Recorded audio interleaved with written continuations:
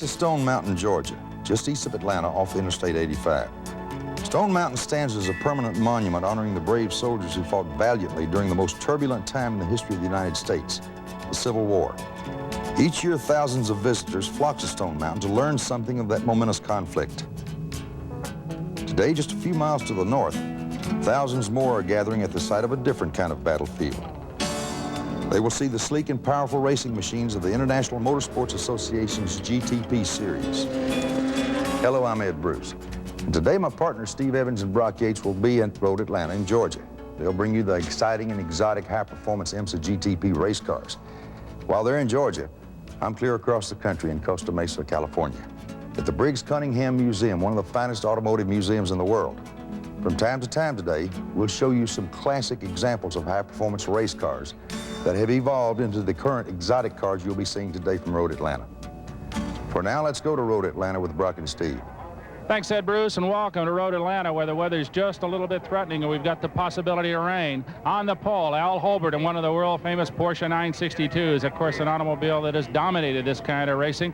Behind him, though, a very strong field of Grand Touring prototypes. Should be a super race for the league. But in addition to this contest, we've got some very interesting automobiles in the middle of the pack, a different kind of class of cars that will be racing their own contest. And for that story, let's go to Steve Evans. Well, Brock, I may be back in the pack a ways, but I'm still with a pole position automobile because it so often happens in IMSA endurance racing. There'll be 3, maybe even 4 classes all running on the track at the same time, but each scored independently. This is the pole-sitting Thunderbird in the GTO class, a class very loosely based on production automobiles, both foreign and domestic.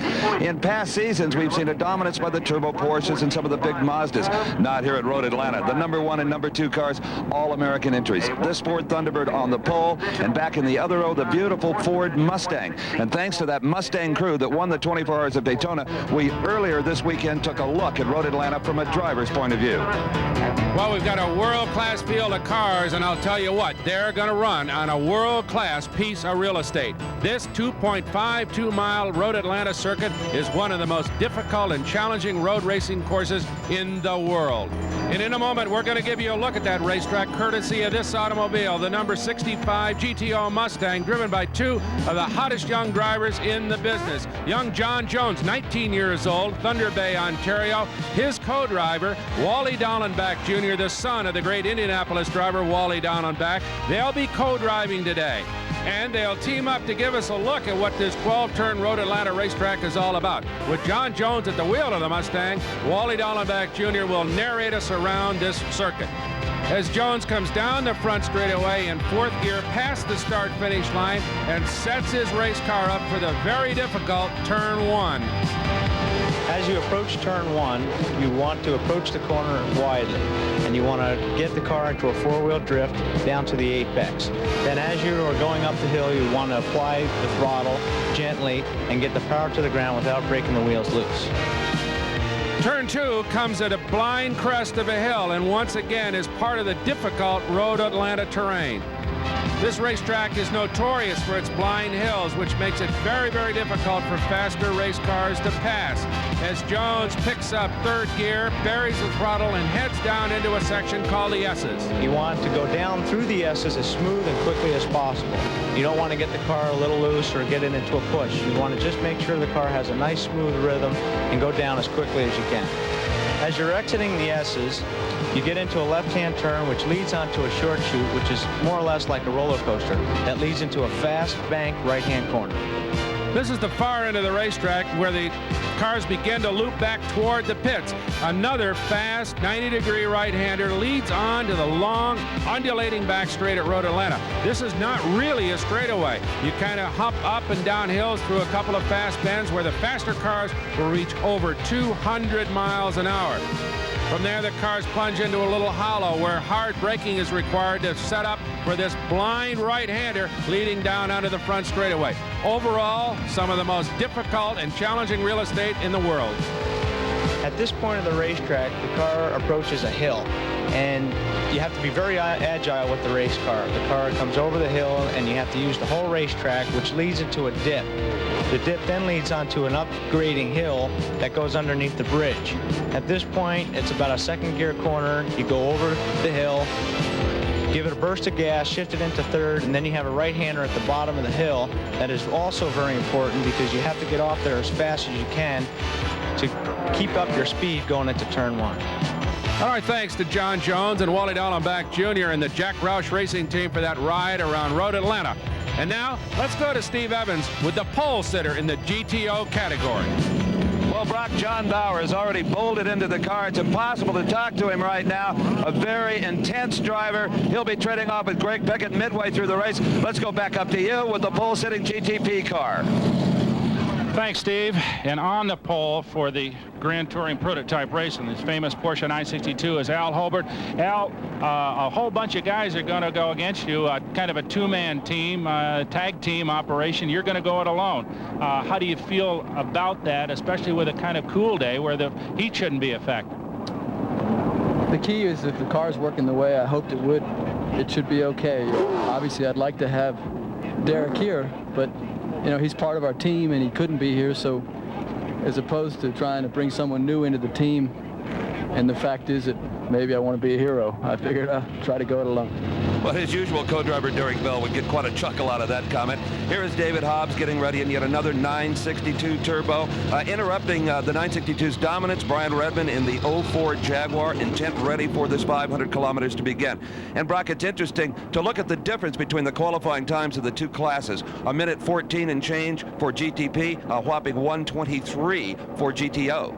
Well, Steve, it's really like comparing apples and oranges. Al Holbert's 962, a pure race car, full aerodynamics, ground effects, turbocharged, flat six engine, probably 700 horsepower. John Bauer's Thunderbird, on the other hand, is more a stock car, almost 1,000 pounds heavier, a stock-based body, no ground effects, but very competitive. I'll tell you what, the race between he and the Mustang of John Jones and Wally Dallenbach Jr. is going to be something to see. Alongside Al Holbert in the front row, John Paul Jr. and Bill Adam in the V6 Buick-powered March. Well, we got all kinds of neat automobiles. We got flat six Porsche turbos, V6 turbos from Buick. We got the big Chevy V8s and a V12, a pair of them, V12 Jaguars. So all kinds of power plants in these GTP automobiles, Steve. The only lady driver in the field back in row number 7, Lynn St. James, in an unblown Cosworth-powered Argo. As we watch the Pickett Bauer Thunderbird warming up, but right behind it on the grid is a real sleeper. Walt Bourne, Flemington, New Jersey, and a beautifully prepared Pontiac Firebird out of Florida. Watch that automobile run, Steve. He could be right in the thick of it in the GTO competition. And of course, Walt Bourne was the man who gave us so many thrills last year, Brock, in the big block Corvette. Right at Lime Rock in the rain, we saw him almost win it there. Walt Bourne, one of the hardest drivers in the business, a guy you don't hear a whole lot about, but I'll tell you what, you put him behind the wheel of one of these big overpowered GTO cars and he'll make them sing, believe me. Brock, when we took a look at the course, you mentioned the numerous blind turns and blind hills. I can't imagine a more difficult racetrack to combine cars of various speeds. Passing is going to be just so difficult. It will be hard. The slower cars really can't get offline in those blind crested hills to let the faster cars through. So we could see some fender banging here in the opening stages of this race as we watch this big field of GTP automobiles warming up their tires as they come around the racetrack. And there is an automobile we're going to see a lot of, Steve, or at least a lot from the inside of.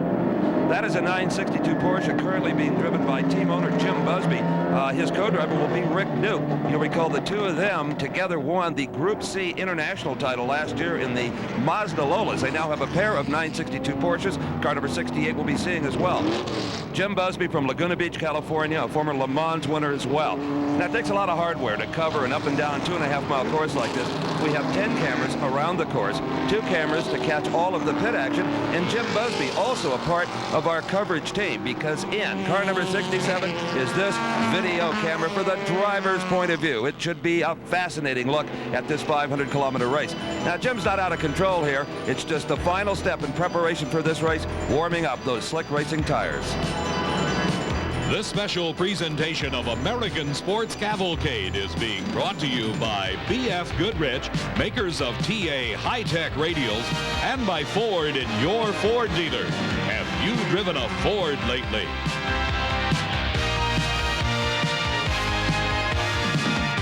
All right, the pace car pulls off as the field comes down the front straightaway at Road Atlanta. The green flag is out. Al Holbert will take the lead off the starting line, immediately followed by Bill Adam in the turbocharged V6 Buick, who challenges on the outside as they head down into turn 1, Steve. But it's Al Holbert with the better line through turn 1, and he'll lead the 53-car field up the hill towards 2. Our in-car camera and Jim Busby's number 67 car currently riding at 8. Just in front of him, the Chevy March with the Leon brothers, now being driven by Don Whittington, the owner of Road Atlanta, Brock.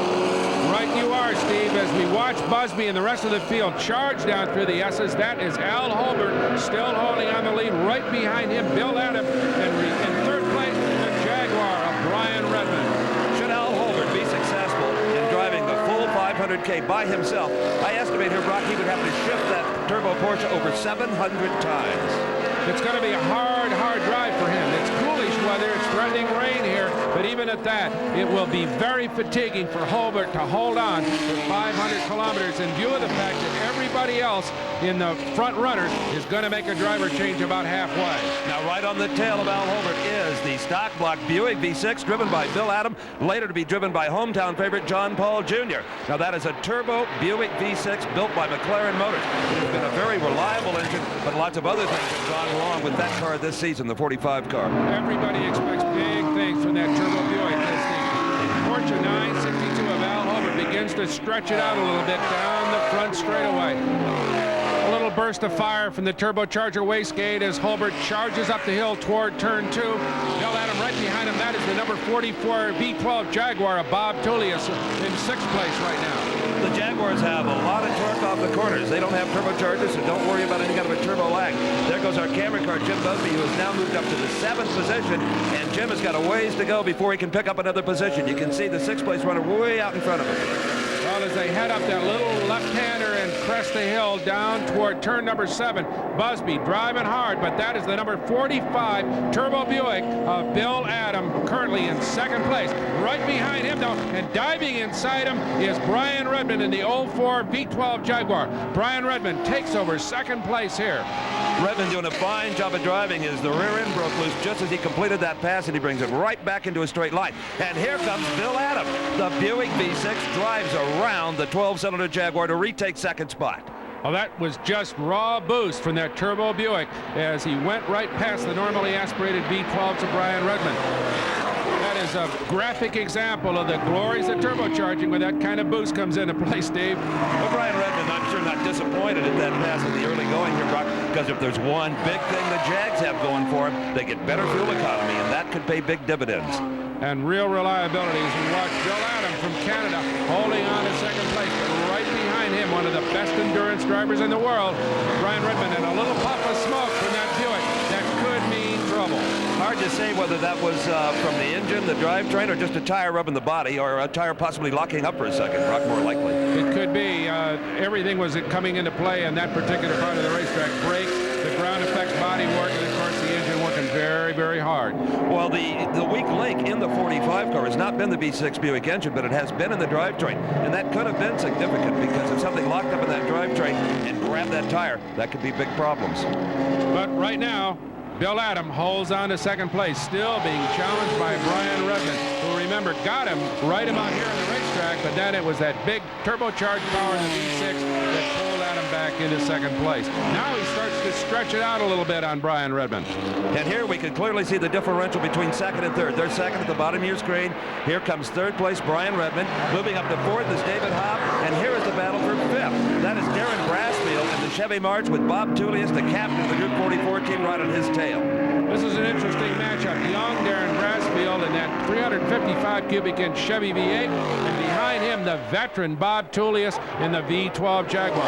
An interesting matchup, both normally aspirated automobiles. Bob Tullius, one of the real veterans in sports car racing, runs this immaculate 2-car team of the Jaguars, one being driven right now by Brian Redmond, the other the boss behind the wheel in car number 44.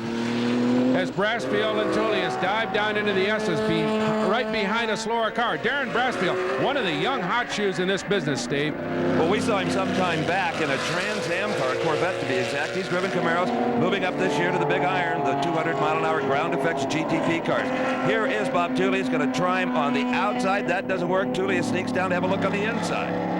So as they head toward that right-hander, turn 7, leading onto the back straightaway, this is going to be a drag race between these two race cars. And look at this. The V12 of Bob Tullius just pulls away from Darren Brassfield's Chevy. That's amazing, Brock. Now, the Jaguar may have 4 more cylinders, but it has actually fewer cubic inches than the Chevrolet V8. Well, it could be that Brassfield's down to 7 cylinders instead of 8 as we watch the 2nd, 3rd, and 4th place cars come down the front straightaway. That's Bill Adam, right behind him in Redmond. But look at this. David Hobbs on the inside challenges as they head toward turn 1, Steve. And David Hobbs in the 86 blue and white Porsche just takes the line away from fellow Englishman Brian Redmond. What a race is developing here. Well, as that slower GTO car begins to hold Adam up, look at this. Hobbs muscles by Adam in the S's, a very difficult pass. They've got to be banging fenders as Hobbs takes over 2nd place in one of the most difficult sections of this racetrack. Well, David Hobbs, who has driven every conceivable kind of race car, including NASCAR stock cars, Indianapolis cars at the Speedway, from Pryor's, Hardwick, England, putting on quite a show now. But traffic a problem for him to catch Al Holbert, right? And here comes Brian Redmond in the old Ford Jaguar, and that means he has moved up into 3rd place, putting Bill Adam back into 4th. So Bill has fallen from 2nd to 4th in a matter of less than a mile in this Road Atlanta circuit. And in GTO, Brock, you said Walt Boren was a dark horse. Well, he is leading it right now. In 2nd spot is the number 7 pole sitting Ford Thunderbird with John Bauer driving. And right on Bauer's spoiler, another Ford product. That is the Ford Mustang driven by Canadian John Jones, just 19. Well, Walt Boren is a professional driving school instructor when he's not racing, and I'll tell you what, he's given Bauer and John Jones a lesson right now as that beautifully prepared Dingman Brothers Pontiac Firebird leads it in the GTO division here at Road Atlanta. And here we see all 3 of those front runners in GTO, joined by the red GTP car of Bob Aikens having some problems. There's the leader in a Firebird.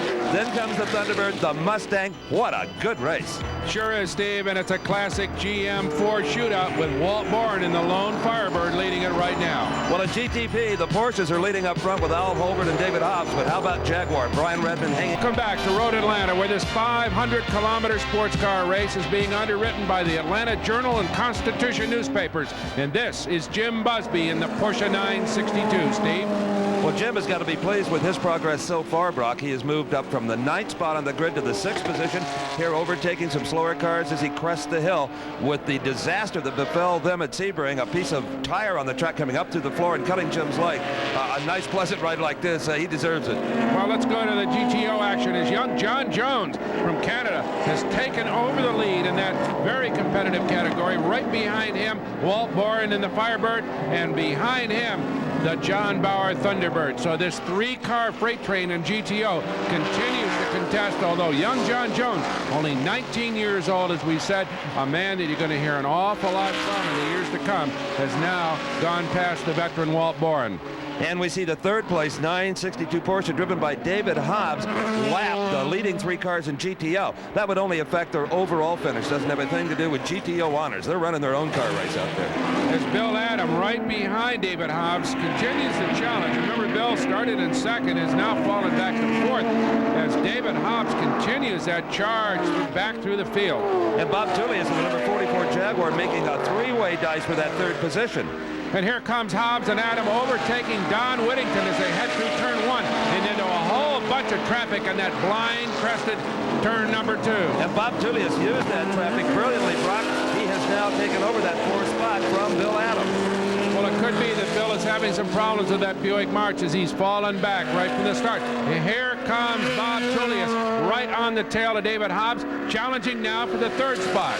And this really says something for the horsepower and handling balance of that number 44 Jaguar. In fact, both Jaguars are more of a threat here today than a lot of people thought they would be, Brock, especially matched up against the 962s and a world-class driver like David Hobbs. Well, they made some major improvements on the Jaguars over the season. They've improved the brakes and given the car about another 50 horsepower, and that is making the difference. Although right now, this man, Al Holbert, driving solo, is way out front. And you know what? There's a little bit of rain starting to fall here at Road Atlanta. We haven't seen that windshield wiper start to work on the Al Holbert number 14, but it very, very possibly will begin as the rain begins to drift down here in the Georgia hills. Well, no problems for Al Holbert so far, but already in the pits is number 29. That is Darren Brassfield's Chevy March. Some adjustments being made to the rear spoiler, Brock. Apparently trying to get some more downforce on that car. Well, he's had some other problems as well, Steve. He's been in the pits quite a while as Darren Brassfield has started in 6th place, impatiently waits to get underway in his March Chevrolet. Earlier, you saw this Porsche 962 struggling on the racetrack. It was being driven by Bob Aiken, the owner-driver of this beautiful automobile. As he gets back underway, he's had problems all day long that slowed his pace. Bob Aiken's a veteran sports car driver, began racing back in the 60s, then went to vintage cars, now is in the big time. Let's go to Steve with his co-driver. Well, Brock, I'm with Jim Mullen, standing here helmet in hand, the co-driver for Bob Aiken. I know you were sick to see the car come in this early. Well, there's something wrong with the engine, and I haven't talked with the crew since the car has come in, so I can't tell you what it is. But Bob did radio in earlier and said, quote, the engine is terrible, unquote. So can't help you any more than that. That's trouble in the S's. That is the leader, Al Holbert. His Porsche 962 off in the grass, and he's back underway with some body damage. But right now, he's being challenged by Brian Redmond, Steve. Well, Holbert is going to have to head for the pits, relinquish his lead. In replay, maybe we can see what caused this shunt for Al Holbert. He comes around, a slower car, no problem there, and suddenly it is the Hofstra Bailey early model Porsche 69 spinning. Also, it is the O'Neill St. James car sideways. Al Holbert had nowhere to go but the boondocks, Brock. Right you are, Steve, as this man, though, has clear sailing. That's Brian Redmond in the Jaguar 04 V12. He now leads it here at Road Atlanta and has, at this particular point anyway, clear sailing. His arch rival, Al Holbert, as you said, heading for the pits to repair that body damage. So right now, it's a comfortable lead for Brian Redmond. Well, even Brian Redmond may have some sympathy for Al Holbert here, Brock. He had an obvious performance advantage. He was going to conserve time by driving the race himself and not changing drivers. And suddenly, through no fault of his own, he is headed for the pit area. In fact, here comes the 14 car, significant body damage. Absolutely, on the right side. That is where the oil coolers are mounted on this Porsche 962, Steve. So while it could be just superficial fiberglass damage and perhaps a door that won't shut properly, it'll take the mechanics a few moments to check and see how extensive that damage is. As Al Holbert makes a stop, there comes the door open. Al will no doubt tell his crew chief what exactly happened. Routinely, though, they'll fill the fuel tanks up and make sure the race car is ready to get back underway if in the event there isn't any serious damage. As you can see, some super tape comes out, and look at this. This is the Bob Tullius number 44 Jaguar, but the door is flapping open on that car as well. You can see the tire marks on the left side of the automobile. Somebody doubtlessly got against him in the tight traffic, and that must have jarred the door loose. So that means that Tullius is going to have to stop and shut that door. You can see his hand come up, try to pull it closed, but probably the latch is broken. Well, Tullius is the owner, designer, and builder of these Group 44 automobiles. You can see still working with that right hand reaching across his chest, trying to make repairs in progress on that door. And here comes more trouble, Steve, in the form of the number 86 Porsche 962 of David Hobbs, the 45 Buick March of Bill Adam. They are going to overtake Bob Tullius, and that'll drop him a lap behind the second and third place automobiles. So the team leader, Bob Tullius, not enjoying quite as much success as his teammate Brian Redmond, who is leading this race. And look at this, he is virtually coming to a stop, Brock, on the course to make repairs to that door. He's not going to take it to the pits. He says, I'll do this myself. Well, he's going to do it right on the racetrack. He doesn't want to get off in the grass lest he damage the suspension in that Jaguar. He's going to reach over and just latch the door shut, apparently. Well, you would expect a driver to bring a car into the pits with these kind of problems, but not Bob Tullius. He fixes it right on the racetrack and gets back into the hunt. His only solace being that his team car 04 is leading with Brian Redmond. Let's go to Ed Bruce in Southern California.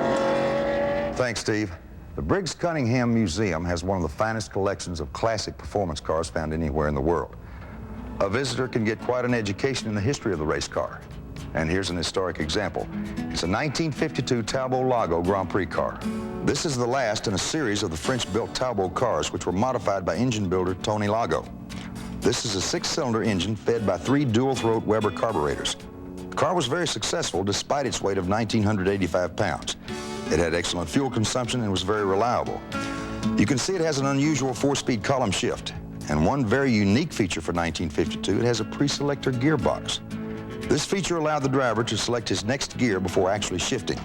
So if he was on a straightaway, the driver could select a downshift gear for the upcoming turn. Then, when he wanted to shift, all he had to do was hit the clutch. This luxury allowed the driver to shift in a turn with both hands on the steering wheel. Later, I'll show you some other interesting cars, but right now, let's go back to Road Atlanta and Brock and Steve. Thanks, Ed. And right now, the action in Road Atlanta is in the pits where the former leader, Al Holbert, waits as his crew goes to work with a tape to repair the serious body damage on his car. And the former leader, Al Holbert, of Porsche number 14, is still in the pit area. His crew trying to repair the body damage on the right-hand side of the automobile. And as director of Porsche Racing United States, you know he has the very best crew possible. Suddenly, the sign goes for Al Holbert to exit the pits and get back in this race, but he's a number of laps down, and there's a problem, Brock. It sure is, Steve. That's the Porsche 962 of Jim Busby's off the racetrack in roughly the same place that Al Holbert went off. Now waiting to get underway. That's the in-car camera recording the traffic coming by him. Busby waiting for a clear spot in the traffic to get back onto the racetrack, but a tough break. Let's look at it in instant replay from the in-car camera. Busby through turn number 1. That slower Porsche on the outside there as Busby crests the hill. You see that jolt? Busby is hit and out of control as he crests the hill heading into turn number 2. And there comes the spin. Well, Busby appeared, Brock, to have his own line safely on the inside, and the white Porsche he was overtaking apparently lost control and came up and just kind of blindsided Busby. So he is limping back to the pit area for repairs, not unlike what Al Holbert has just gone through. Brock is in the Holbert pits. How about Tom Siebold, Al Holbert's crew chief, and after that disastrous stop, Tom, can you tell me, was there any serious mechanical damage other than body work? There's a structure in there that holds the oil cooler. It's damaged, but the cooler's not leaking, so I think we'll be all right. Al's not telling you anything that you got problems since you made the repair? Not yet. Okay, good luck. Thank you. Well, no news for Tom Siebold, crew chief for Al Holbert, is good news because the boss is getting the car back up to speed, being careful, no doubt monitoring his oil temperature, water temperature, making sure that everything is okay mechanically with that 962 Porsche. But Jim Busby, also now in the pit area, has far more damage. Remember, not only did he make an excursion out into the grass and the rough dirt, he was also hit from the side. So the nose piece has to be replaced on that car. There was a flat tire, which may have caused some suspension damage. A crew member at the right rear quarter making some adjustments there. So as Busby carries on in the pits, this is the race for GTO honors. Still, young John Jones leads it. Right behind him, Walt Bourne in the Pontiac Firebird, and behind him, the Greg Pickett, John Bauer Thunderbird. Those three cars have gone together all afternoon. Right now, GTP, of course, being led by Brian Redmond, his teammate Hurley Haywood, the Hobbs 11 Porsche 962 in second, and the Bill Adam John Paul Jr. March Buick in third. And with Busby's misfortunes, Bob Julius in 44 has moved up to the 4th slot, and the other Busby-owned automobile, number 68 with Pete Halsmer, has picked up 5th. Well, with some GTP retirements, we've seen the GTO cars move steadily through the field, and now John Jones, as he comes into the picture in that red and white Mustang, has moved all the way up into the 10th position. So young John Jones could be a contender possibly for the top 5 if the GTP retirements continue, Steve. And the drivers of the Mustang, John Jones, Wally Dallenbach Jr., told me the biggest problem they have driving the car, it has so much horsepower, Brock, that without ground effects, as they come out of a corner, it'll smoke the tires if they give it too much gas. Well, finally being able to give his car the gas again with the inboard camera is Jim Busby going back out on the track in car number 67, but he lost a lot of positions. Well, you've seen the results of what a lot of drivers worried about here at Road Atlanta. The faster cars having problems getting past the slower automobiles in these blind corners. And that is the corner right there that Jim Busby came up against that Porsche and put him off into the weeds the first time. So Jim Busby back at speed, but well down in the standings. The Jim Busby Porsche team debuted, Brock, at Daytona, finished a strong third, and then one disaster after another. They completely destroyed one of these $350,000 automobiles at Daytona, and problems we talked about earlier at Sebring, but having no problems is 19-year-old John Jones in the Ford Mustang. He's leading GTO. He's followed by Walt Bourne in the Pontiac Firebird, and John Bauer back there in the Thunderbird. They just run like a train. And a train running at high speed, Steve. They really slide around this racetrack. The GTP cars more on rails with their ground effects, but these cars all the time sliding as that freight train continues. Uh-oh, the freight train just lost its caboose. That's John Bauer in the Thunderbird. He was the third-place GTO car. He is off on the grass on the main straightaway, Steve, right across from the pits. And at insult to injury, he spun right in front of his own pits, in front of car owner Brooks Freiberger. John Bauer's going to be very embarrassed about that, but he's going to also try to get back in this race. So he accelerates across that wet grass and onto a very oily racetrack and gets underway here. A little embarrassed as we watch the Bayside Porsche 962 of Bruce Levin getting underway. Remember, that automobile is now in second place thanks to the driving of David Hobbs. But right now, it's the car owner, Bruce Levin, who climbs aboard that Porsche 962 and gets underway. Bruce Levin, a millionaire from the Pacific Northwest who makes his money in garbage disposal, probably has more fun than any other single race driver in this business. He just comes to the races to laugh and to drive fast. Steve's with his co-driver. David, tires, the driver changed, a little fuel. Was that a planned stop? Well, it's sort of planned, but early, because it ran out of fuel. This is the first race we've run the 3.2-litre engine. It's obviously using more fuel than we thought and hoped. Which will upset your earlier pit strategy a bit. They will. We'll have to make 3 stops instead of 2. And the Jaguar looks to have a big advantage there from a fuel economy standpoint. Well, it has an advantage with the fuel, but with a normally aspirated V12 engine, it has a staggering advantage in the traffic. And the traffic in these IMSA races is so pathetic because you're racing against cars that are doing 100 mile an hour less than us down the straight nearly. And when you use that, even the big turbo, I mean, you just can't pass them. You're saying it's busy out there. Oh, it's unbelievably busy, and without a normally aspirated engine, you just can't get by them. Hobbs, of course, referring to the superior torque of the larger displacement non-turbocharged engines like the Jaguar V12 powering Brian Redman's leading Jaguar as he sweeps under the bridge and begins to move in on the GTO cars. That is John Jones directly in front of him and the Pontiac Firebird of Walt Bourne, which has retaken the lead in GTO. And there goes Brian Redman down to the inside of turn 1 to carry on in the lead here at Road Atlanta. And Brock into the pits, a planned stop is car number 45, the Buick March. Now, Bill Adam has gotten out of the car, and in goes John Paul Jr., a native of the Atlanta area, very popular young driver with the crowd here today. Now, this indicates they're getting a little better economy than the Porsches like David Hobbs. As John Paul Jr. motions to his crew, let's get underway, and stabs the throttle in that Buick turbocharged engine and heads his March automobile down the long pit lane here at Road Atlanta. Remember, this automobile started in second place and slowly fell back through a variety of problems. Steve is with Bill Adam. Well, Bill Adams, you got out of the car with a smile on your face. John Paul had one on his face when he got in. You're tickled to death with the way you're running today? Yeah, the car is actually performing well. We've had problems over the last 2 days with the shock absorber, I think. It's still a bit of a mystery to us, but considering the track conditions, which are outrageous right now, the oil on the circuit and slower cars just getting in your way all the time, the car is really handling well enough to win the race. And here comes the Porsche 962, the other Jim Busby automobile driven by Pete Halsmer, all the way up into third place. He'll give up the driving chores to his teammate John Morton in a routine pit stop. As Brock, we ride shotgun with Jim Busby, the boss of that team, trying to make up for the time he lost the shunt in turn number 2. You're riding in a 962 Porsche. We'll be back with more action from Road Atlanta right after this. Journal Constitution 500, and that is the Ford Mustang of John Jones and Wally Dallenbach Jr., who have led much of the GTO division this afternoon. Well, Jones is out, Dallenbach is in, and here comes Walt Bourne leading the GTO class. He's going to get by the start-finish line before the Mustang exits the pits. The Mustang goes a lap down. So Walt Bourne now has a commanding lead, his biggest of the afternoon in the GTO category.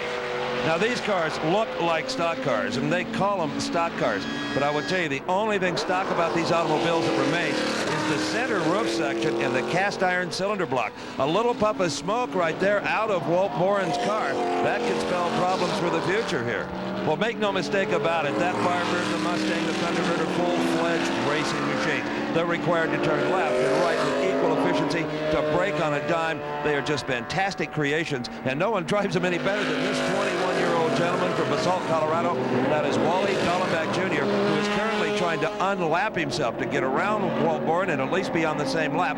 Brock is with John Jones. How's the racetrack? It's not too bad. There's a few cars that have scattered themselves, and you know, there's some oil. My windshield was just covered with oil, so it's getting a little bit slippery out there. And coming into the pits is the leader, Brian Redmond, in the 04 Jaguar. Now, this has got to be a planned stop for fuel, for tires, and obviously to put in the co-driver. There is Hurley Haywood opening the door to extract Brian Redmond. Now, Hurley will use a seat insert. Now, you see it just in as he gets in. That is to bring the seat for his particular contour, not quite as large a man as Brian Redmond. Now, here is the owner, the captain of that team, Bob Tullius, in number 44 Jaguar. Now, if he gets around the start-finish line before Hurley Haywood comes out, then he will be the leader. Thanks to pit stops and attrition, it could be Jags running 1 and 2 if Haywood can have a good stop here. The door is latched down, the fuel can's removed, and Hurley Haywood will get back out of the racetrack, trailing only his boss, Bob Tullius, in number 44. Quite a day for the U.S.-designed Jaguar automobile. And a great deal of today's Jaguar success has got to go to Brian Redmond. He has been the star of the team. Brock's with him. We've heard the racetrack is very greasy. Is that very, very slippery. And the slow cars are bouncing off everything in sight. That's what got Al Holbert, I guess. Yes, he's done some body damage. Is down, well down. And we understand Bob Tullius has had a bit of body damage as well, but he's still carrying on. It's really the name of this race is if you can avoid contact, it's a miracle. Well, so far, so good. Thank you, Brian. And here is Bob Tullius, the new leader, the car 44. He's out there trying to avoid contact, and you really can't blame all of this contact on poor driving. We talked before, and Bob Tullius will tell you, this is a blind racetrack. Both turns and hills, a lot of those drivers make contact before they even realize the other car is there. And bad rear visibility in most of these cars as well, Steve, as we see the GTP leaders, Bob Tullius and his co-driver Chip Robinson, Brian Redmond, Hurley Haywood in second, John Paul Jr. and Bill Adam holding on to third. In GTO, Walt Bourne continues to lead. Donald Back Jones in second in the Mustang. The Vincennes Nira Porsche 934 in third. And now, let's go out to the Briggs Cunningham Museum and our pal Ed Bruce. Brock, as you know, this museum was founded by Briggs S. Cunningham, a famous car builder and race car driver from the 1950s. There are quite a few Cunningham engineered cars on display here. I'd like to show you one of the first Cunningham race cars, the 1951 Cunningham C1 prototype. It was built in West Palm Beach, Florida, and sports a Frick-Tappet Cadillac V8 engine. This car was used strictly as a practice vehicle and ran as such at Le Mans. It was the forerunner to this car, a 1952 Cunningham C4R, which was one of the most successful cars campaigned. It won almost every race in which it was entered. This car was equipped with a Chrysler 300 V8 Hemi engine and a 4-speed ZF gearbox. That big scoop up on the hood is the oil cooler. It kept the engine from overheating. This car finished fourth in the Le Mans 24-hour endurance, with Briggs actually driving 19 and a half of the 24-hour race. One note of racing trivia. Who do you think invented the racing stripe? Briggs S. Cunningham. He did it to distinguish his cars from similar colored cars on the track. Now let's go back to Brock and Steve. Thank you, Ed. And in the pits, the car that was in the lead, the 44 Jaguar. Bob Tullius is now out of the car. His co-driver, New Jersey's Chip Robinson, is buckled in. He goes out on the track in second position. Brock is right now with the captain of the team, Bob Tullius. Bob Tullius, who jumps out of the car in the lead. A terrific drive. You look a little tired, Bob, but you got to feel good. Well, I'm not tired, really. I was ready to go another hour. All right. But it was fine, and the car's in pretty good shape. A door came open, and I had to stop and close it. That's what got me back to fifth. But the car's handling and driving nicely. Traffic must be heavy. I see some wheel marks in the old car. Everybody seems to be picking that up, though. I caught one early on, but lately it's been okay. Some of the bigger GTO cars are hard to get by because they're quite powerful, but most of the guys have been pretty good. And I'm pleased. I went in relaxed, and that helped a lot. And from Bob Tullius' standpoint, if you've got to give up the lead to a pit stop, give it up to your own teammate, Hurley Haywood. The green and white 04 Jaguar currently running number 1 in the number 2 spot. New driver in 44, Chip Robinson. It's Jaguars 1 and 2 at Road Atlanta. We'll be back. Road Atlanta, which can make this difficult racetrack downright treacherous. You're riding with Jim Busby in car number 67, and this remarkable picture is courtesy of B.F. Goodrich, makers of TA high-tech radials. We make cars perform. Well, unlike a lot of racing cars, these GTP automobiles carry full road equipment, brake lights, defrosters, even windshield wipers. And you'll notice that Jim Busby is using his now. It's turned it off for the moment, but the rain continues to come down here at Road Atlanta. You can see it spattering in that windshield. And of course, that oily groove on this racetrack will get just like ice, Steve Evans. Well, they all started on slick racing tires, Brock, but also every pit that I saw had a stack of rain tires in case a downpour should occur. Now, Jim Busby right now is wondering, should I go in, put on rain tires? No, I'm not going to do that until I see somebody else do it. So it's kind of a waiting game, but the cars have definitely slowed their pace on what is becoming a slicker racetrack. In fact, here comes Bruce Levin in car number 86, running in the 5th position. Now, Levin has not been in the car that many laps, but as soon as he saw the rain starting to fall, he pulled into the pits, and so would I, Brock. If on my team I had a David Hobbs, a Britisher who has won more races in the rain than Levin has ever driven in the dry.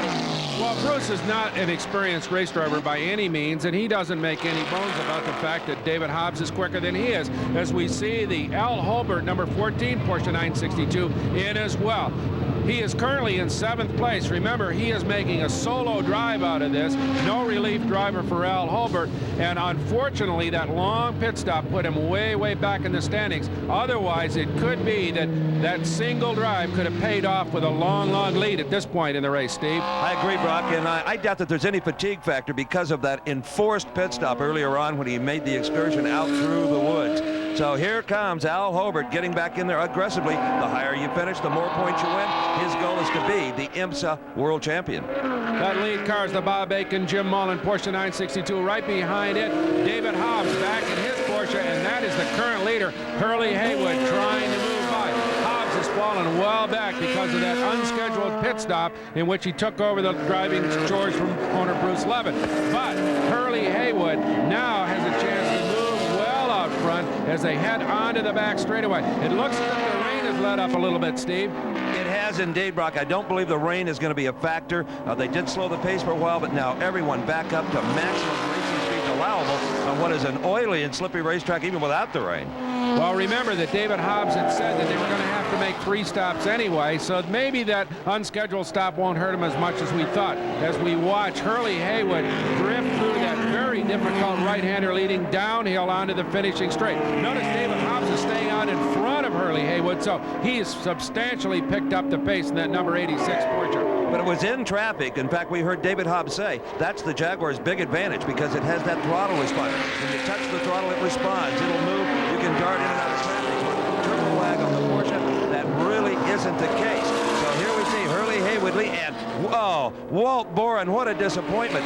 Walt Boren was leading the GTO class in the Damon Brothers Firebird. He is out of the race, Brock. What a tough break. A beautiful drive by a sensationally well-prepared automobile. Walt Boren just surprised everybody here by jumping out in front of this automobile. That is the Wally Dallenbach Jr. John Jones Ford Mustang running through the S's, now in command, and a long, long lead it has now. Wally Dallenbach right now behind the wheel, but they had their hands full as long as Walt Boren was in the race. Remember, their other opposition, the Ford Thunderbird of John Bauer and Greg Pickett, it spun. That put them well back. So right now, this automobile, driven by the youngsters, Dallenbach and Jones, has no serious challenger. Oh, Brock, look at him drift out of that turn, leaving black rubber marks. Now, that's exactly what I was talking about before. The Mustang has got so much power from that 351 Windsor motor that if these young drivers get on the pedal too hard, they will blaze the tires out of the turns. Jim Busby, amazingly enough, after a long pit stop, a lot of body and suspension damage, has moved back up to 9th, and we're riding with him again. We sure are, and in his sights are his teammate. That's John Morton in the other car of the Busby team. He is currently riding in 4th place along with his co-driver Pete Halsmer. And of course, Jim Busby, as you said, because of that stop, is well back. But let's see if Morton lets the boss by down the long back straightaway. I doubt that he let him by. I think Busby just took the command there with the superior automobile at this point in time, even with all his problems. Well, it could be, too, that Morton is trying to hold that position, and he certainly doesn't want to break the car in a race with his teammate. As we, again, watch Jim Busby slide that 962 down the front straightaway, probably knocking on 150 miles an hour before he taps the brakes and hooks the car right into that turn number 1 and Cressa Hill. Remember, this is where he got into trouble earlier. Well, Busby, a busy man right now trying to stay out of trouble, and just behind him comes his teammate, the 68 car, running in 4th spot right now, and that to finish in 4th with that car would be a triumph, all the problems they have had this early season. So here comes Busby down through the S's, going by one of the slower business on the outside, tucking into that left-hander and cresting these blind hills here at Road Atlanta. You can never tell what you're going to find on the other side of that hill, Steve. And these cars are very physical on the drivers, Brock, because of the ground effects. As you said, the car is on a rail, but the driver is feeling all of those G-forces.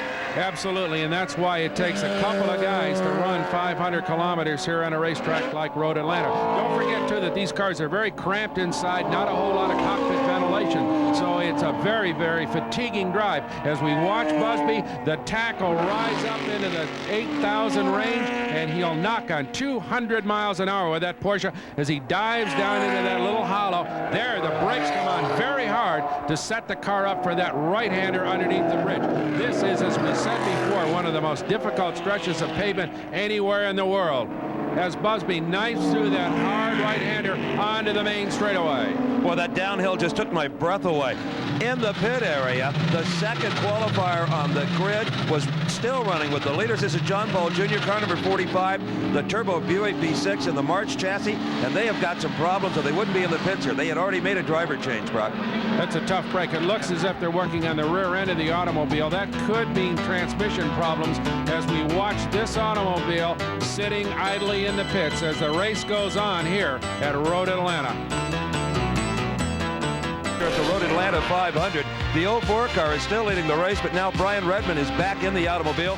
The other Jaguar with Chip Robinson still running second. Now the 45 car, John Paul Jr. retired officially, and that moved Pete Halsmer up in the third slot. In GTL, well, it's Wally Dallenbach Jr. leading after the Firebird of Walt Borman retired, and the number 91 Porsche of Chet Vincent in that second slot. Well, the Jaguar team has to be pleased right now, Steve. They've got a solid 1-2 lead. Brian Redmond, of course, one of the greatest endurance drivers in the history of the sport. He won't make any mistakes, you can be sure of that. And right behind him, the other Tullius Robinson car doing very, very good job, being driven very steadily. So Brian Redmond threads his way through traffic. And don't forget, a lot of retirements here at Road Atlanta, so the racetrack is starting to thin out a little bit. Not quite as difficult as earlier, as we see Pete Halsmer, who's moved all the way up into third place with that Porsche 962, doing a fine job of driving. Halsmer, 14 years experience, believe it or not. We all think of him as being kind of a youngster, but Pete's been around this business for a long time. A very good Indianapolis driver, as well as doing very well in the sports cars. And the team owner, Jim Busby, Brock, told me earlier that Pete Halsmer is in charge of that car. He dictates the chassis setup. What he feels goes, along with team manager Jim Tully. Now here is Rick Knoop now in place of Jim Busby. In fact, we're looking through Knoop's windshield, and that car, with all its problems, is in 8th position. A masterful driving job by first Jim Busby and now 32-year-old Rick Knoop. And I'll tell you what, you put Bruce Levin and Rick Knoop in a room together, and you got some laughs. This guy, while he drives so well in a race car, when he gets out of the car, it's strictly for laughs. Rick Knoop, one of the funniest guys you'll find at any kind of a racetrack. But right now, strictly business for Rick Knoop. As you notice, the racetrack has gotten considerably clearer of traffic than in the earlier going. And now let's go to Steve in the Busby pits. I'm with Jim Tully, the crew chief for the 67 and 68 cars, and you couldn't be more pleased with the performance by Pete Halsmer and John Morton in 68. Yeah, they're doing a real good job right now. The car was a little sluggish coming off the line, and they got passed by a couple of cars. It was kind of bogged down because of the slow pace lap, but Pete did a real good job to get us back in the hunt. As Pete went back in for the final third of this race, I saw you giving him some instructions. What were you saying to him? Well, we were trying to figure out where we were. The two Jaguars are a lap ahead of us, and the 86 car is on the same lap, but he is behind us, and now the 45 car's out of picture, so we're looking to be in the top 3 somewhere there. As we watch Pete Halsmer thread his way through slower traffic here at Road Atlanta, everybody is talking about how slick and greasy the racetrack is, so it is by no means over. You've got to be very, very careful all the way around as we shift to Rick Knoop, Steve, riding in 8th place. Now this happened while I was talking to Jim Tully, I understand, Brock. Now watch carefully as we look to the windshield. Oh, and suddenly, right in front of him, Steve Shelton, car number 62, spins, and talk about brakes. The Porsche has long been renowned for its braking power. Well, Rick Knoop may have some marks from his shoulder straps because he used all the braking it had. He sure did, and that gives you an idea how greasy this racetrack has become as we watch the number 44 Chip Robinson, Bob Tullius car carry on in 2nd place. Chip Robinson, one of the younger Super V drivers to graduate to these big GTP automobiles, doing a fine job in replacement of the boss of the team. And now let's go to Ed in Costa Mesa, California. Thanks, Brock. We've been looking at some uniquely engineered race cars, and here's another fine example, a great American classic. It's a 1929 Duesenberg. It's the last of the race engines built by the Duesenbergs, a straight 8 overhead cam supercharged power plant. This car was originally built with a 91 cubic inch engine, but as racing regulations changed, it was modified to 142 cubic inches, and later again up to 168 cubic inches. It's a special race car because of this sidewinder supercharger and intercooler. They were designed by Dr. Sanford Moss, the man who developed the turbocharger. Not only is this classically engineered, but it is also a work of automotive sculpture. It's really a beauty. And for all its good looks, it was a tremendously successful race car, one of the most successful ever campaigned in America. And here's proof. This is the first place trophy won in this car back in 1930 at the old Woodbridge Speedway. And now let's go back to Steve and Brock at Road Atlanta to see who wins the first place trophy in today's race. Well, the best race we've got going right now, Ed, is for the third spot between number 68, Pete Halsmer, you see him here, and a couple of car lengths back, another 962 Porsche, number 86, driven by David Hobbs. That is the race for third spot. And right behind them is the leader of the race, Brian Redman in Jaguar 04. Now, he has got a 2-lap advantage. And right in front of Hobbs and Halsmer, 3 of the slower cars on the racetrack. Always a hazard. And look at this. Bart Bowen spins coming under the bridge. Everybody gets by safely, but that could have taken out 2 or perhaps 3 of the front runners. And the guy in the most jeopardy that it appeared was David Hobbs, and he reacted instinctively to clear that spin. The kind of instincts that only come with a great racing driver. As you watch him carry on in his 962. Let's take one more look at it. That's Bart Bowen, Barrington, Illinois, in a Lola Chevy, getting way wide, coming under that bridge and spinning down into the traffic. Notice, though, as you said earlier, Steve, Hobbs moves way out of line and just carries on with no problem at all. That could have been trouble. But as it turned out, no harm, no foul. Brian Redman in the 04 Jaguar continues to lead the Road Atlanta 500, but we'll be back to check on that great race for third between Pete Halsmer and David Hobbs. Gates, along with Steve Evans, our pal Ed Bruce, out of the Briggs Cunningham Museum in Costa Mesa, California, as we watch the second place car in the Road Atlanta 500 enter the pits for what could be its final stop. Chip Robinson at the wheel, car owner and crew boss Bob Tullius checks things out. He's ready to climb into the automobile, but I don't think we're going to see him get in, Steve. No, I think he was just checking with Chip, making sure that he was physically able, didn't have any leg cramps or anything. So Robinson, he's a young, fit driver, a Super V veteran from New Jersey. I say veteran, he's in his early 20s like so many of the drivers we've seen today. So back out, retaining second position goes Chip Robinson. The only car in front of him, his good friends and teammates, Brian Redman and Hurley Haywood, the 04 car. So as we watch Robinson climb the hill, his big job now is just stay out of trouble. And there is the race for third place. And what a dice it is. A pair of 962s, number 68, Pete Halsmer in third, and right behind him, reverse the number, 86, David Hobbs in fourth. 2 very evenly matched automobiles, both from the same factory in Germany, and 2 very evenly matched drivers. If there was an experience edge here, would you give it to Hobbs? Well, I think you would, Steve, but right now it's Halsmer that's holding off Hobbs as the light begins to get a little bit less here at Road Atlanta. We'll see some headlights come on. Yes, in fact, both Halsmer and Hobbs have the headlights on. Not so much to see, but to make sure that the slower drivers see him coming. As now they move up on the 04 Jaguar of Brian Redman and Hurley Haywood. Well, here comes David Hobbs. He is indeed going to pass Pete Halsmer. That will put him in the third position behind Brian Redman. If he can get around Redman, he'll at least pick up one of those 2 laps that he's down, Brock. Well, of course, Brian Redman has backed off substantially. He's got a long, long lead, so he may not be too concerned about letting these 2 Porsches past him, although right now he's moved out substantially on the long straightaway as David Hobbs holds down third, and right behind him Pete Halsmer. But notice that they moved in a little bit now on the 04 Jaguar, so surely Brian Redman has backed it off a little bit. He wants to finish right now. He has no interest whatsoever in racing these 2 guys who are well behind him. Well, what a triumph it would be for the Group 44 team to finish 1-2 on one of the most difficult tracks in the world, as you said earlier, Brock. And so far, they've got a good shot at doing that with Brian Redmond in first and Chip Robinson in second. Both of those cars from the Virginia factory of Bob Tullius. Now, they're English-inspired. They are the English V12 Jaguar engine, but those cars are built in America by Americans, Brock. They sure are, and they perform beautifully here today. If anything, they've been a little bit down on horsepower in the past to the turbocharged 962 Porsches, but right now it looks as if they've got that power back as we watch Al Holbert, who's moved all the way up to 5th place. Remember, he set a track record here, sat on the pole, started out to drive this race solo, got into some traffic and got bunted off the racetrack, and now is coming back. Probably no chance to win it, but you know that he's going to carry on just for the sheer pride of it, to finish as high as he possibly can here in this long, long race. Well, there's so many ifs in motor racing. If he hadn't been involved in that agricultural excursion through the grass, you wonder where he'd be or how far ahead he might be in this race. Well, as you said earlier, he is the boss of Porsche racing operations in the United States, and this car is a little bit different than the other 962s in the race. It's carrying some of the more advanced equipment that will finally get to the customer cars that are being driven by the likes of Hobbs and Busby and Halsmer. But right now, that automobile is a special Porsche. Now, the GTP leaders, Redmond out front, Robinson and Tullius in second, Hobbs and Levin now up into the 3rd spot.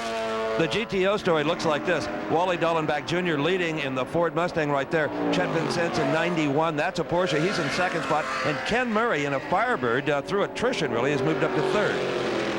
As we watch that beautiful Mustang just power off that corner on the back part of the racetrack and head down the long back straightaway. Wally Dallenbach Jr. at the wheel right now, but of course his teammate, young John Jones, did a fine job in the early stage of the race. So these two drivers, I think, Steve Evans, are going to be heard from a long, long time to come. They're good. And if Jack Roush can ever get the chassis set up absolutely right on that car where they can use all of his horsepower, Lord knows how quick they'll go. Well, the car handles just beautifully as you watch it come underneath the bridge and down that very treacherous hill onto the front straightaway. As we watch the 2nd place GTO car, now driven by Chet Vincennes, that automobile has over 60,000 racing miles on it, Steve. That's not just practice, that's real race mileage. That is a veteran automobile dating way back into the middle 1960s and long since out of its warranty period, believe me. Well, that's why the Porsches command the big bucks, Brock. Ooh, and trouble ahead here. This is 42. Scott Pruitt has shed a right front wheel. The entire wheel and tire assembly is gone, and it is running on the front disc brake rotor. Well, I don't know whether Scott's going to be able to nurse that one back into the pits or not, because he's got a little campfire going underneath the right front suspension out of Roseville, California. Scott Pruitt does a good job, though, holding the car on course, but I'm afraid he's through for the day. As we watch the number 12 Firebird, that's Ken Murray's car, now riding in 3rd place in the GTO division, come down the front straightaway. So he's hoping to hold that automobile in for some money here at Road Atlanta. So in the GTO category, you've got the Porsche of Chet Vincennes sandwiched between 2 All-American entries, the Ford Mustang and that Firebird of Ken Murray. We'll be back to Road Atlanta for the closing laps of this 500-kilometer race. Tire Laboratories. Top speed, about 220. Tires, experimental BF Goodrich TA radials. Cars, Porsche 962s. The ultimate BF Goodrich Laboratories for the ultimate test of tire technology. Racing. Watch TA radials and Porsche perform today and see the technology of tomorrow. BF Goodrich TA radials. We make cars perform. In the Road Atlanta 500 as this young man, Chip Robinson, in the number 44 Jaguar, holds on to a solid 2nd place.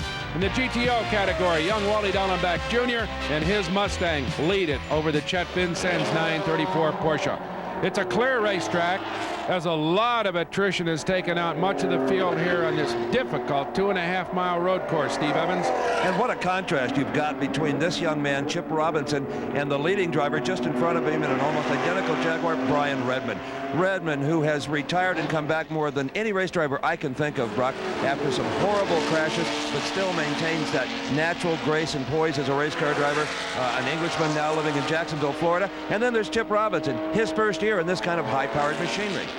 Well, Bob Tullius has put together a formidable team of veterans. Of course, Hurley Haywood, who's running with Brian Redman, is a two-time winner in the Le Mans 24-hour race.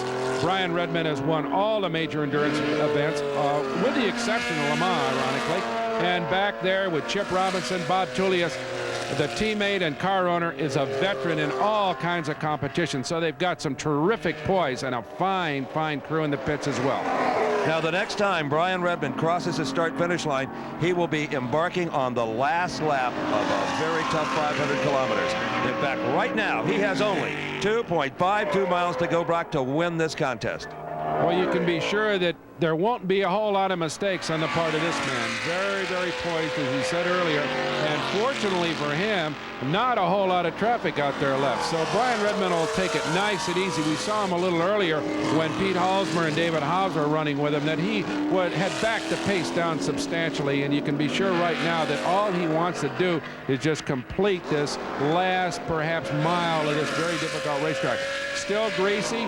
We've had a threat of rain here most of the afternoon. It spit a little bit of raindrops earlier, but right now the racetrack is clear as we watch him come down into that very, very fast pair of right-handers and head out onto that long straightaway, or at least what resembles a straightaway here at Road Atlanta. Really, it's a set of very fast curves that end in a hard-stopping dip and that hard break under that bridge, Steve, where we've seen some wild spins. Well, Brock, I had a chance a few years ago to make a circuit of this track with Danny and Gaius in a 935 Porsche, and I'll tell you, that downhill is worse than any roller coaster ride I've ever been on. As we watch Brian Redman overtake Chet Vincennes in the 934, head down under the bridge, and here comes the checkered flag for Brian Redman and his co-driver Hurley Haywood. So Brian Redman wins it, but seeing the checkered flag also was Wally Dallenbach Jr. I hope he knows, Brock, that he has got another full lap to go. He's got to come around and go across the start-finish line again to win the GTO class. And soft-spoken Brian Redman is doing a little more celebrating than he usually does, Brock. Look at him, waving that orange Nomex glove, a statement to the fans, we did it. Terrific job by both he and his co-driver Hurley Haywood as they come on to win it here in the Road Atlanta 500. And the second place automobile, the second Jaguar, Chip Robinson at the wheel, his co-driver Bob Tullius. It's a 1-2 day for the Jaguars. What an accomplishment in a difficult race like this, Steve. And I have a feeling Bob Tullius is headed for a phone booth trying to get an overseas operator, because this is going to be good news at the Jaguar plant in England. It sure is. What an accomplishment. They've just got to be so proud. They've had some problems over the years. They have had a couple of 1-2 finishes earlier, but this time an accomplishment against a formidable Porsche team. And how about this race for third? David Hobbs has third. Pete Halsmer wants it. Just a few feet to go. Halsmer trying to get him on the inside. No. David Hobbs officially gets third place. Pete Halsmer has to settle for fourth. Well, now the big question will be, did Wally Dallenbach Jr. think that he won the race when that checkered flag came out for Brian Redman, or will he continue to come around one more time? There is the Mustang of Wally Dallenbach Jr., and it looks as if he slowed down substantially, Steve. I wonder, does he think the race is over for him? Well, the starter was trying to just give that flag to the winning car, but Dallenbach was just in front of it and couldn't help but see it. He's a young driver. He's coming into pits, Brock. This could be disastrous. The crew waves him back out. Wally, no! Dallenbach will officially take first place. Oh, close. Well, actually not as close as we might think, Steve. Chet Vincennes was 3 laps down as we watch him follow the winner, Brian Redman, into the pits. We'll be back with the Victory Lane interviews at Road Atlanta after this. Let's celebrate. Brock is in victory circle with Brian Redman. Brian, congratulations. Thank you, Brock. That was, perfect. Great cap. Not too often. Were there any moments at all? Well, the first hour, there were a lot of moments. It was full of moments, but we were lucky and we came through okay. High maneuverability a major factor out there, I would imagine. There was no question that the maneuverability of the car and the normally aspirated 650 horsepower Jaguar engine was great. And a great job by you as well, sir. It was really, you can't say in 25 years of racing that there were many really perfect days. This was one of them. Excellent. Well, our congratulations. Great. Thank you, Brock. Thank you. Ever the gentleman, Brian would be the first to tell you he didn't do it by himself. Brock is with co-driver Hurley Haywood. Congratulations, Hurley. Excellent job. Thanks, Brock. I appreciate it. Any problems at all? None. The car ran great the whole time. When I was out, it was raining a little bit in the back, and it got real slippery, and guys were sliding and slipping and sliding all over the place. But the thing was just great. Lee Dyker's done a great job with the car, and the Group 44 crew have done a great job, and we plan to be up here a lot this year. Well, congratulations. Excellent job, Hurley. Thank you. And now let's go to Steve Evans with the second-place finishers. Well, it's another proud cat in the second position, Brock, and an even prouder Chip Robinson. Chip, a tremendous drive. Thank you very much. It's a lot different than Super V's, huh? Oh, it's a lot different. You know, the races are so much longer. It seems like they just keep going and going and going, but that's a good one. I'm glad we finally did it, 1-2. Any anxious moments out there? Yeah, the one about 11 laps to go, I went by 3 guys going up the hill, and I had to put 2 wheels off in the dirt, but other than that, it was pretty smooth sailing. And of course, you shared the second-place honor with team owner Bob Tullius. Yeah, well, which is great. You know, I couldn't ask for anything more. Well, he's first. Except first, and that's probably in your future. Good job, young man. Thank you very much. From New Jersey, Chip Robinson, he and Bob Tullius wheeling another Jaguar into the second spot. Let's go to Brock Yates with the third-place finisher. Okay, and now with the third-place finishers, David Hobbs and Bruce Levin. A good afternoon, but some bad moments at the beginning, right? No. We'll talk to the car owner first. No, not really. Everything was fine. We had an unscheduled pit stop, but David overdrove it, so no problem. Is that right? He can say that though, can't he? Because he owns the thing. As long as he's paying the bills, I'll keep out of driving.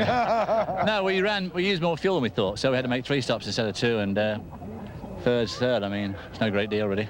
That would be attributable to the bigger motor that you're running now? Yeah, I think the electronic system on the engine isn't quite up to snuff yet, and so yeah, we just burned up a lot of fuel. Well, good job, boys, for holding up the Porsche colors on what was an all-Jaguar day. Brian Redmond, Hurley Haywood, Chip Robinson, and Bob Tullius bring the Jags home 1-2 here in a very difficult race at Road Atlanta.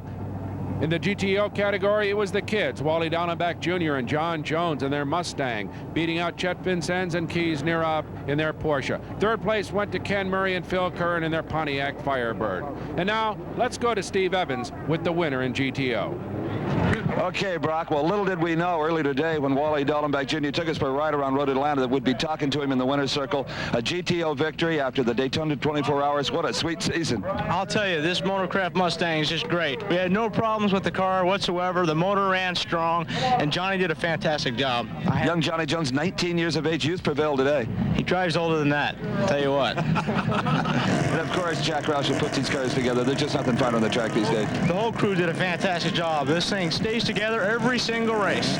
Motorcraft and Mustang and Jack Roush, Charlie Seelix, the whole crew did it all. You had some pretty good competition earlier with a Firebird of Walt Boron.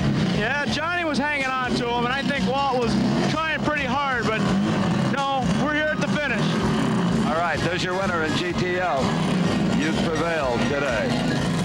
Well, our congratulations to everybody who competed here in the Road Atlanta 500. I'm Brock Yates, along with Steve Evans and our pal Ed Bruce. Thanks for joining us. The executive producer of American Sports Cavalcade is Harvey M. Palish. Produced and directed by John B. Mullen. This special presentation of American Sports Cavalcade was brought to you by B.F. Goodrich, makers of TA high-tech radials, and by Ford and your Ford dealer. Have you driven a Ford lately?